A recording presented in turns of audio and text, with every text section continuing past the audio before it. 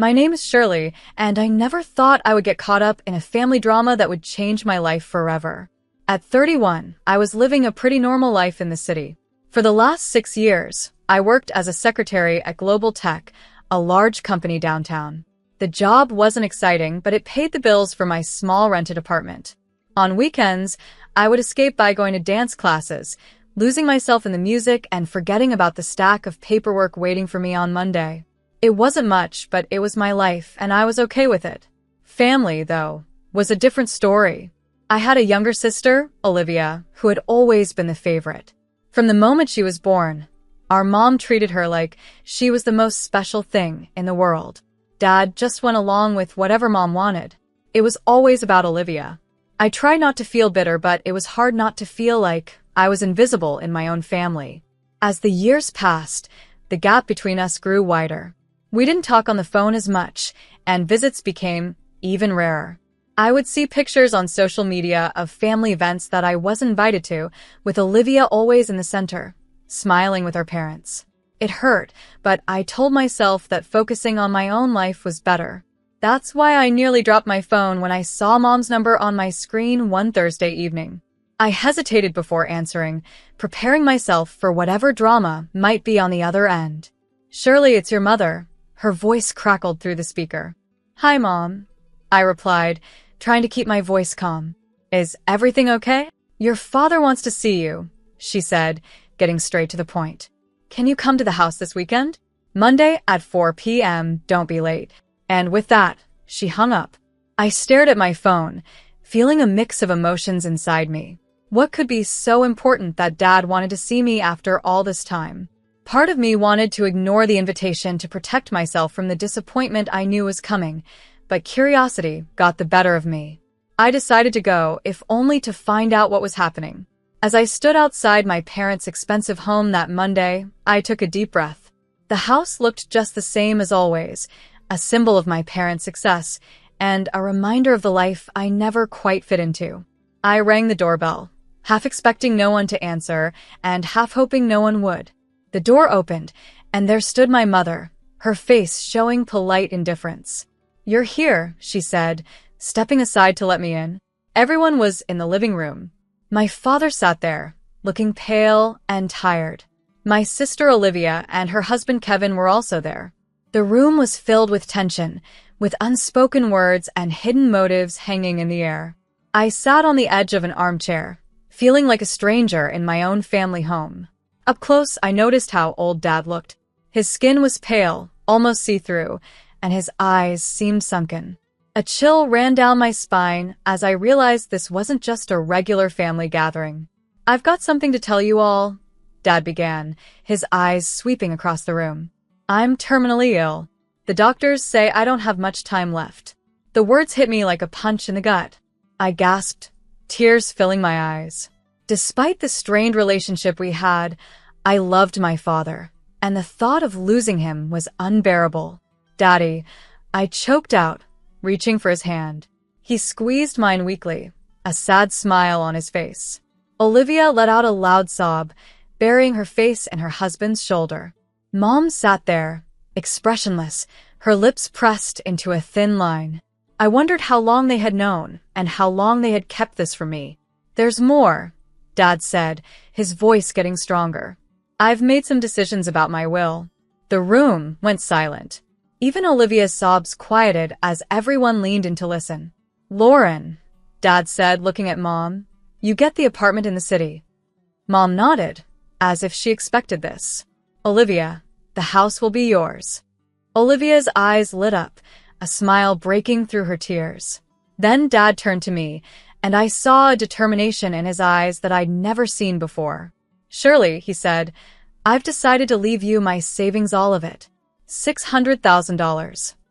For a moment, I couldn't breathe. $600,000? It was more money than I had ever imagined having, but more than that, it felt like he was finally acknowledging me, a way of making up for years of being overlooked. The silence that followed was heavy, and then all hell broke loose. Olivia jumped to her feet, her face twisted with anger. "Dad, that's not fair. Shirley's barely part of this family anymore. She doesn't deserve it." Mom glared at me as if I had somehow planned this. "Samuel, you need to cut her out of the will now," she hissed. I sat there, shocked, as my mother and sister attacked me with their words. Then Dad slammed his fist on the coffee table, the sound echoing through the room. "Enough," he shouted, his face red with anger. "This is my decision, and I won't change it." He turned to Mom, his eyes burning with intensity. "Lauren, I've been under your control for too long. I've neglected Shirley because of you, and it stops now." The room fell silent again. I looked at my father, seeing him in a new light. For the first time, he was standing up for me. Dad turned to me, his anger softening into sadness. "Shirley, can you ever forgive me? I've been a terrible father to you." Tears streamed down my face as I moved toward him, wrapping my arms around his frail body. "I forgive you, Dad," I whispered. "I love you." We held each other for a long time, years of pain and misunderstanding melting away. When we finally let go, Dad looked exhausted. "I need to rest now," he said, slowly getting to his feet. "Shirley, thank you for coming." As Dad left the room, the atmosphere changed. Mom stepped forward, her face filled with barely hidden fury. "Listen here, Shirley. You need to do the right thing and give up your share of the inheritance."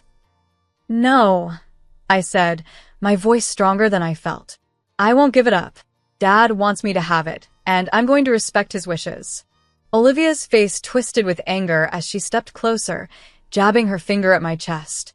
"You'll regret this, Shirley. Mark my words." Over the next 3 weeks, my phone buzzed constantly with messages from Mom and Olivia, each one demanding that I give up the inheritance. Their tone grew more hostile and threatening with each message. I ignored them all, focusing on my work and my dance classes, trying to find some sense of normalcy. Then, on a gray Thursday morning, I got the call I had been dreading. Dad had passed away in his sleep. The funeral was a blur of black clothes and somber faces.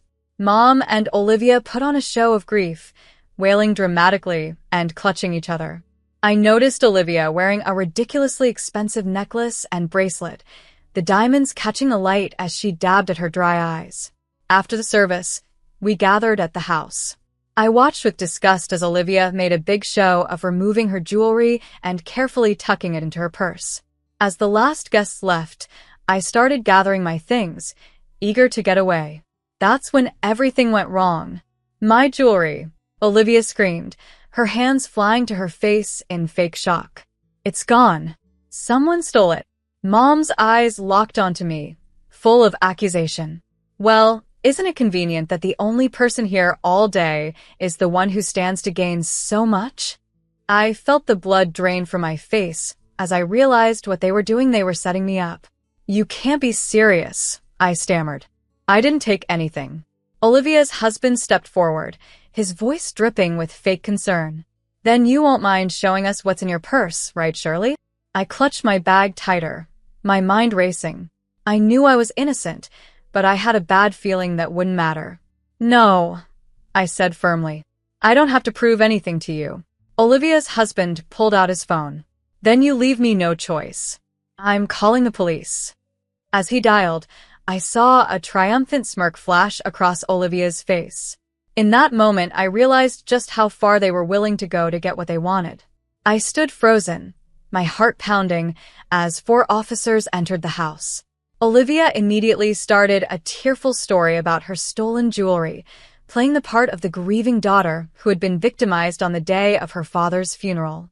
"Officers," Olivia's husband said, his voice thick with fake concern, "we have reason to believe Shirley may have taken the jewelry. She's refusing to show us what's in her purse." The older officer turned to me, his face unreadable. "Ma'am, would you mind opening your purse for us?" I felt trapped, knowing that whatever happened next wouldn't end well for me. With shaking hands, I opened my purse. The officer looked inside, and his expression hardened. "Ma'am, I'm going to have to ask you to come with us," he said, pulling out Olivia's necklace and bracelet from my purse. The world seemed to spin. "This is impossible," I stammered. "I didn't take these. I'm being set up." But my protests were ignored. Mom and Olivia started shouting, calling me a thief and a liar, hurling insults that cut deeper than any knife. As the officers led me out, I caught a glimpse of Olivia's smug smile hidden behind her hand as she pretended to cry. At the police station, I sat in a cold, bare interrogation room, still wearing my funeral clothes, trying to make sense of what had just happened. Hours passed, and then the door opened. To my surprise, it wasn't a police officer who walked in, but my mother. She waved off the officer standing guard, insisting she speak to me alone. As soon as the door closed behind her, Mom's attitude changed completely. The grieving widow was gone, replaced by a cold, calculating woman I hardly recognized. "Listen carefully, Shirley," she hissed, leaning in close. "You have one chance to fix this mess. Give up the inheritance, sign it over to Olivia, and all of this will go away, the charges, the scandal, everything." I stared at her, disbelief mixing with a growing sense of betrayal. "You set me up? Your own daughter?" Mom's laugh was harsh and without any warmth. "Oh, please. You stopped being part of this family a long time ago. Now you have a choice. Give up the money, or we'll make sure you go to prison. Think about it, Shirley. A thief who stole from her own sister at their father's funeral, your reputation will be ruined. You'll lose everything." I felt sick to my stomach as the full weight of their betrayal hit me. "No," I said, my voice barely a whisper. "I won't do it. I didn't steal anything, and I won't let you blackmail me." Mom's eyes flashed with anger. "You ungrateful little rat," she spat. "I hope you enjoy prison. Everyone will know what you did stealing from your own family. You'll be nothing but a criminal, a disgrace." With that, she turned and slammed the door behind her. I sat there, stunned, as tears streamed down my face. The reality of my situation began to sink in. Later that night, I was released on bail, stumbling out of the police station into the cool night air. My phone buzzed with a message from my boss at Global Tech. My stomach dropped as I read it. "Shirley, I've heard some disturbing rumors. Until the situation is resolved, I think it's best you take some time off, paid leave, of course. I believe in your innocence, but we need to protect the company's reputation. Take care." I leaned against the cold brick wall of the station, feeling my world crumbling around me. In just one day, I had lost my father, been betrayed by my family, arrested, and now I was on the verge of losing my job. The next morning, I woke up with a renewed sense of purpose. With trembling fingers, I searched online for private investigators nearby.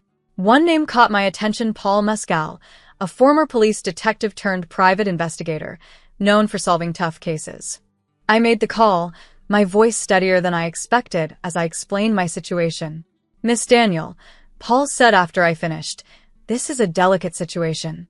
Family conspiracies are hard to prove, but if what you're saying is true, we'll find the evidence. It won't be cheap, though." I thought about the inheritance I was fighting for. Money's not an issue. I need to clear my name and expose what they've done. The last weeks were a blur of secret meetings with Paul, anxious waiting, and sleepless nights. I threw myself into my dance classes on weekends, desperate for any distraction from the constant worry. My phone stayed silent, no calls from work, no more threats from my family. The silence was almost worse than the conflict. Then, one rainy afternoon, my phone rang. It was Paul. "Shirley," he said, his voice serious, "I've got news, but you're not going to like it." My heart sank. "What is it, Paul?" He sighed. "I've been following your mother and sister, trying to catch them talking about the inheritance or the theft, but they're careful, too careful. They never discuss it in public, and I can't legally bug their homes." I felt the last bit of hope fading. "So that's it? There's nothing we can do?" "Not exactly," Paul replied, a hint of hesitation in his voice. "I did find something, but it's not directly related to your case. It's about your sister." I sat up straighter. "What about her?" "She's having an affair, Shirley. I have photos of her going into a hotel with a young man, definitely not her husband. I also recorded some of their conversations, and let's just say they're not flattering to her husband." For a moment, I sat in stunned silence. Then, slowly, a plan began to form in my mind. "Paul," I said, my voice low and determined, I need you to send me everything you have on this, and I mean everything." As soon as I hung up, I sprang into action. I spent the next hour going through the photos and recordings Paul sent, my mind racing with possibilities. Finally, I made a decision.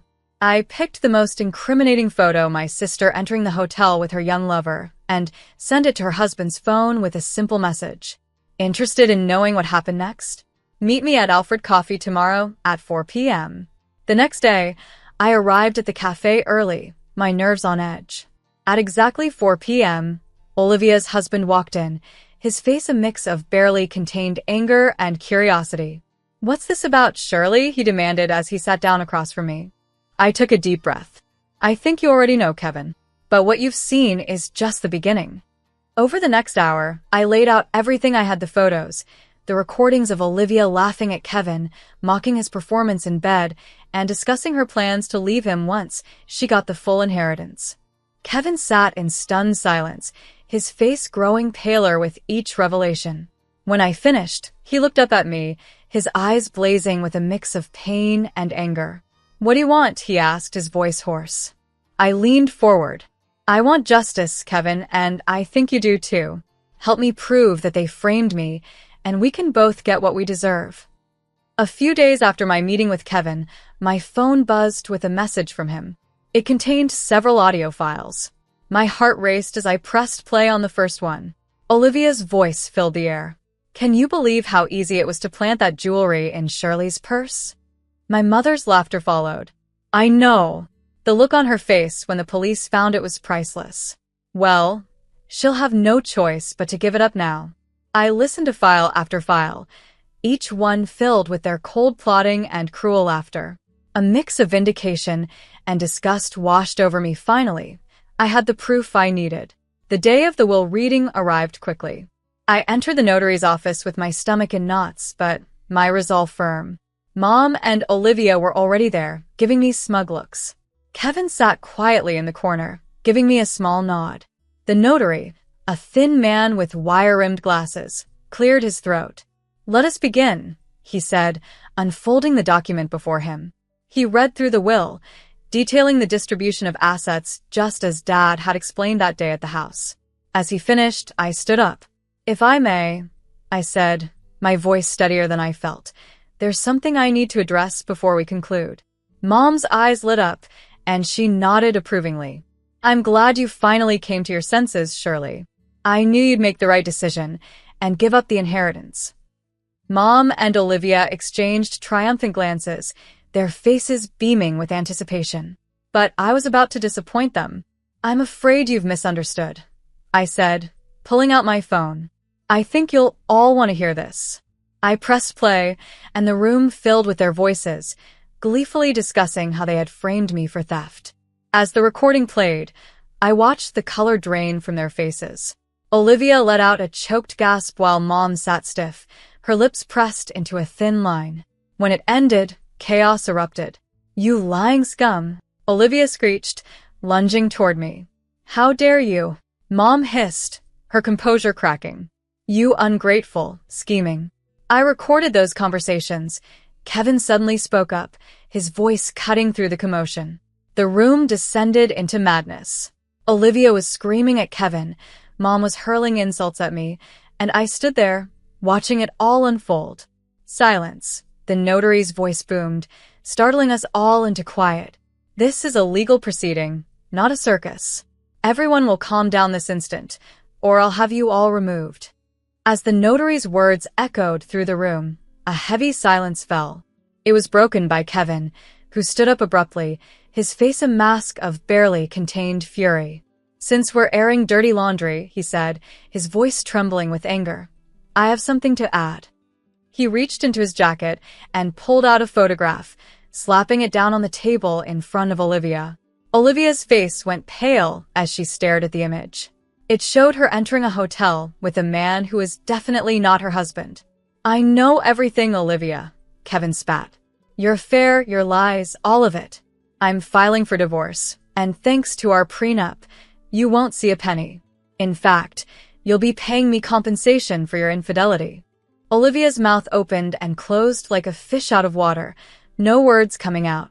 Mom looked between Olivia and Kevin, her expression a mix of shock and dawning horror as she realized their carefully constructed world was falling apart.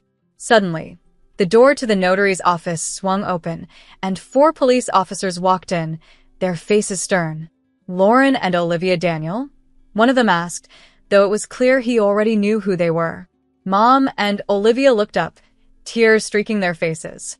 "You're under arrest for false accusations of theft and attempted blackmail," the officer continued. "You have the right to remain silent. Anything you say can and will be used against you in a court of law." As the police read them their rights and handcuffed them, I watched with a mix of satisfaction and sadness. This was justice, but it also marked the final end of our family relationship. I walked out of the office behind the police, watching as they placed Mom and Olivia into separate patrol cars. As the sirens faded into the distance, I felt a weight lift off my shoulders. It was finally over. Taking out my phone, I dialed a familiar number. Shirley, my boss's voice came through, sounding concerned. "Is everything all right?" "Better than all right," I replied, a smile in my voice. "I can explain everything now. The accusations against me were false, and I have proof." I gave him a quick rundown of what had happened. As I finished, I heard him let out a low whistle.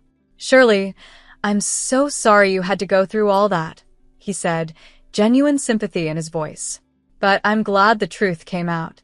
Listen, your job is still here whenever you're ready to come back. In fact, I'd be delighted to see you at work as soon as you feel up to it." The weeks following the confrontation at the notary's office were a whirlwind of legal proceedings and life-changing decisions. As the truth came to light, the charges against me were quickly dropped. The relief I felt was indescribable, like a heavy burden I had been carrying for months was suddenly lifted. But for Mom and Olivia, the nightmare was just beginning. They faced charges of false accusation and attempted blackmail. The trial was swift and damning, with the recorded evidence leaving no room for doubt. In the end, they were found guilty on all counts. The judge, a stern-faced woman with piercing eyes, looked down at them from her bench. In addition to the criminal penalties, this court orders Lauren and Olivia Daniel to pay substantial damages to Shirley Daniel for emotional distress and damage to her reputation. The fine was staggering. Mom's face went pale as the amount was read out, while Olivia burst into tears. In the days that followed, I watched from a distance as their lives fell apart. Mom, with no other choice, was forced to sell the apartment Dad had left her. It was a beautiful place in the heart of the city, but now it slipped from her grasp, the proceeds going straight to me as part of the damages. Olivia's situation was even more dire. The house she had been so proud of inheriting had to be sold to cover her part of the fine. I couldn't help but feel a small sense of satisfaction as I remembered Olivia's smug face the day Dad announced his will. But Olivia's troubles didn't stop there. True to his word, Kevin filed for divorce and demanded the compensation outlined in their prenuptial agreement for her infidelity. What little money was left from the sale of the house went straight to him. In just a few short months, Mom and Olivia lost everything: their comfortable lives, their social standing, their financial security. All of it was gone. They were left with nothing but the consequences of their own actions. As for me, I found myself in a position I'd never imagined. With the inheritance from Dad and the damages from Mom and Olivia, I had more money than I knew what to do with. After much thought, I decided to buy a beautiful apartment in a quiet part of town. It was everything I had ever wanted in a home: spacious, bright, and most importantly, it was mine. The rest of the money I invested carefully. I spent hours researching, consulting with financial advisors, and making smart decisions. My goal was to ensure a steady income for years to come, to build the security I had always longed for. As I stood in my new apartment, looking out over the city skyline, I reflected on the turbulent journey that had brought me here: the pain, the betrayal, the fight for justice. It had all led to this moment. I thought of Mom and Olivia, now struggling to make ends meet. Part of me felt sorry for them, but a larger part knew they were facing the consequences of their own choices. They had tried to take everything from me, and in the end, they lost it all themselves. My phone buzzed with a message from my boss, confirming my return to work next week. I smiled, looking forward to getting back to normal, or rather, my new normal.